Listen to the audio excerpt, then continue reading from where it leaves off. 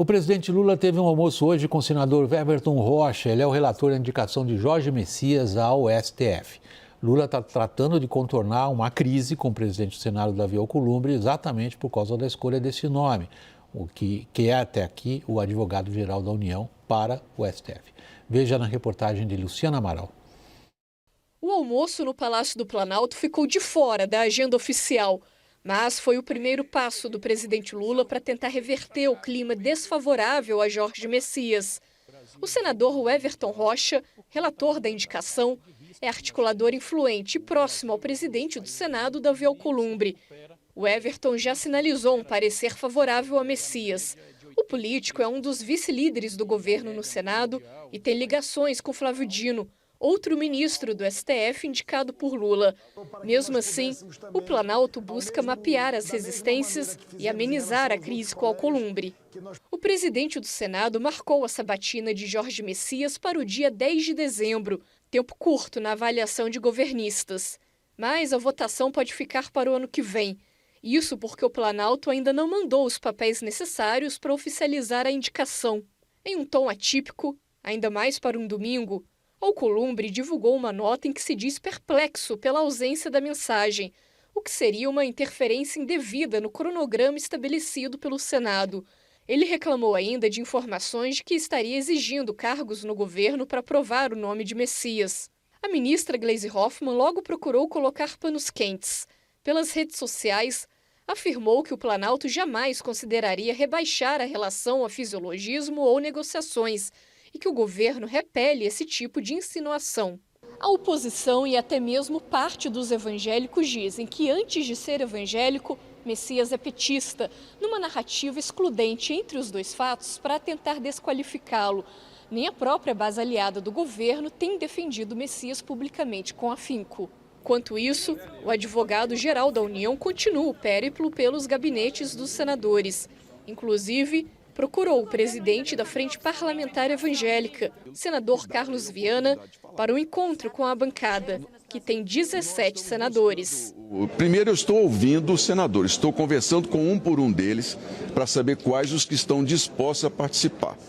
Até o momento, a maior parte não quer, mas há aqueles que estão se colocando à disposição para ouvir. Leonardo, como a gente deveria encarar essa sucessão de episódios em torno da escolha do Messias pelo presidente da República para a vaga aberta no STF? Como uma... Vou fazer a pergunta, é o seguinte, deveríamos encarar como? Como uma rixa pessoal que, ao tocar numa questão muito mais abrangente, que é a desarmonia dos poderes, ganha um aspecto de crise, ou é só briguinha pessoal mesmo? Não, acho que não é briga pessoal, não. Assim, primeiro a gente tem que considerar o caminho que essa indicação ela traçou, né? E ele começa com uma resistência do presidente Rodrigo Pacheco, né, quando era presidente do Senado, ao bolsonarismo, lembrando que ele sacrificou sua carreira política, né, ao conter, ao servir de muro de contenção do bolsonarismo, porque a gente vai se lembrar, ele foi eleito lá em 2018 como uma oposição a Dilma em Minas Gerais.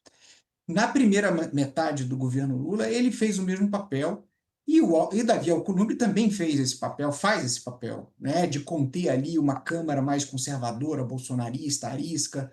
E é claro que havia uma expectativa, tanto do senador Rodrigo Pacheco, do senador Davi Alcolumbre e do próprio Senado, né, que esse caminho ele fosse recompensado, né? Então, assim, o Senado entendeu que chegou a vez, né, da indicação do Senado e uma recompensa. Então, eu acho que essa decisão do Lula, ela atrai, né, uma perspectiva que se criou dentro do Poder Legislativo. Eu acho que esse é o primeiro aspecto, né? O segundo aspecto dessa traição, vamos dizer assim, é que o papel político do Supremo, como você destacou na sua abertura, mudou o status de um ministro, né? Na verdade, a gente está trabalhando o nome de uma pessoa que vai ficar por 30 anos aí, né, fazendo escolhas políticas de uma determinada linha, né, com um determinado alinhamento. O quanto que vale isso? Né? Provavelmente não vale uma cadeira do Banco do Brasil, né, da presidência do Banco do Brasil, que o presidente Alcolumbre aí poderia indicar por um ano e pouquinho.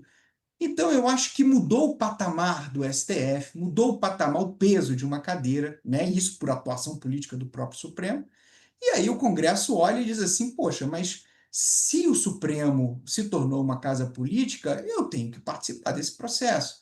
Então, eu acho que a gente tem uma combinação de fatores contextuais com uma mudança institucional que, como você colocou, não está escrita na lei, mas ali no balançar, né, da carroça, as melancias se ajeitaram, e o Supremo mudou de patamar. E aí o Congresso está dizendo: olha, essa indicação ela não vai ser mais aprovada de forma protocolar. Agora é necessário uma composição política para que essas coisas aconteçam. Que composição política se desenha, Daniel?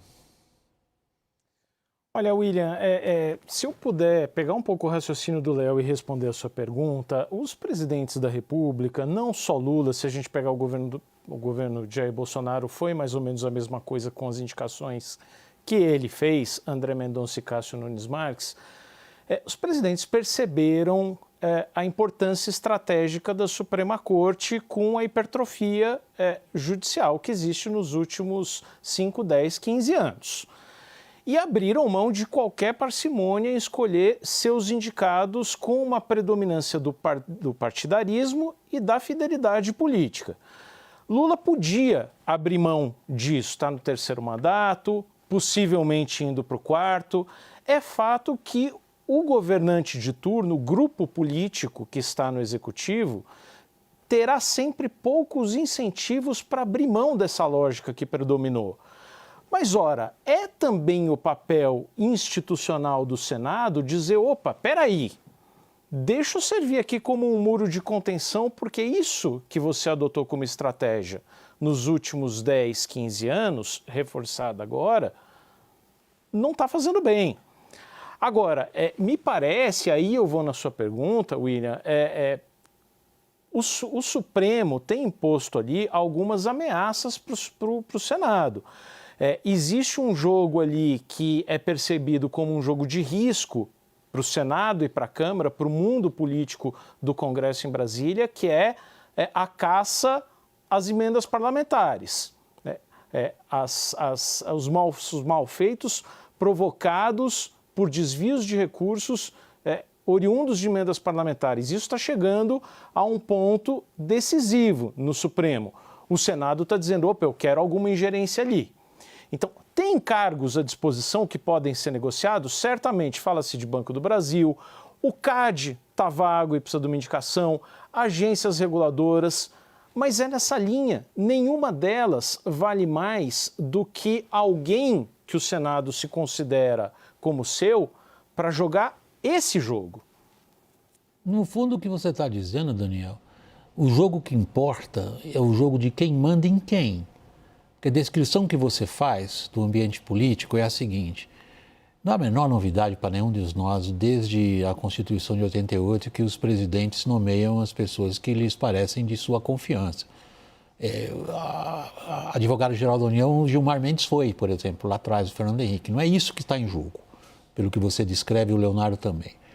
O que está em jogo é o seguinte: com a transformação política da relação entre os poderes, com Flávio Dino dentro do Supremo Tribunal, um político de carteirinha, tudo bem, vem do campo dos operadores de direito, mas é um político de carteirinha, com uma cabeça política e um jeito de tratar as coisas político, no sentido P maiúsculo mesmo, político.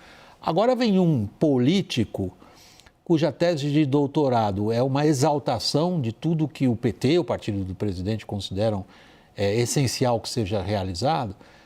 O Congresso pensa assim: peraí, isso não é simplesmente uma escolha em função do saber jurídico ou da amizade pessoal, que foi o caso do advogado.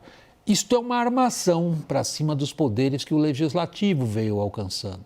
Porque o que está se constituindo no Supremo, na visão do Davi Alcolumbre, é uma armadilha para mim, presidente do Congresso. Quantas divisões tem o presidente do Congresso para enfrentar essa ofensiva? Estou fazendo referência a uma célebre frase de Stalin, quando disseram para ele que o Papa era uma pessoa importante. Ele disse: quantas divisões ele tem?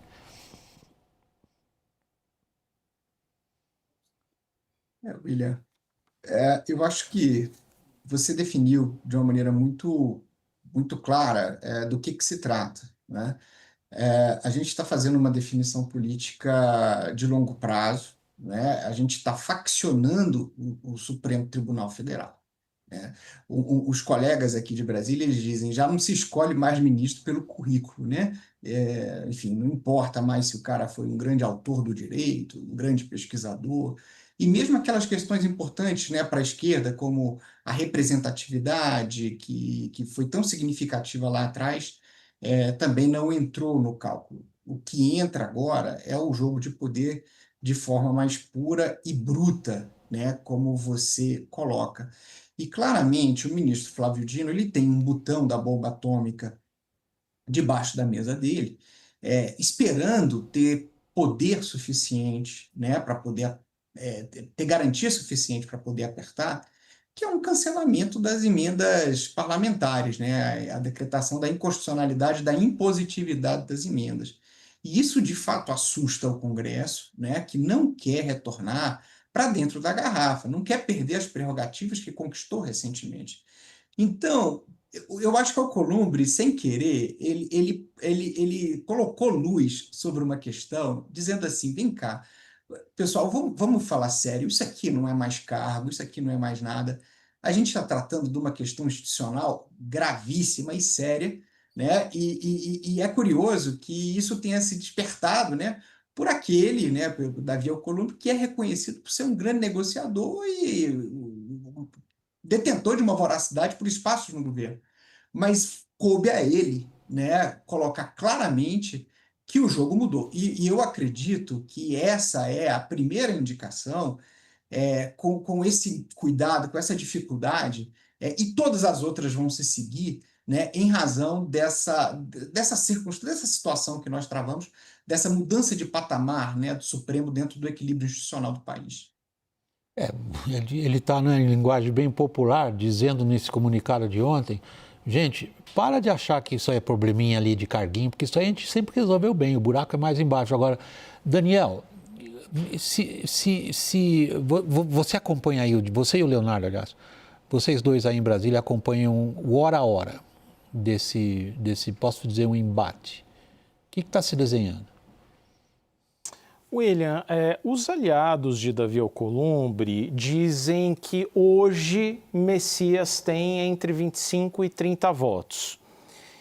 Isso significa que ele não vai ter 41, que é o número mínimo, de jeito nenhum? Não dá para dizer isso por enquanto. Primeiro, porque tudo pode não passar de um grande ato cênico.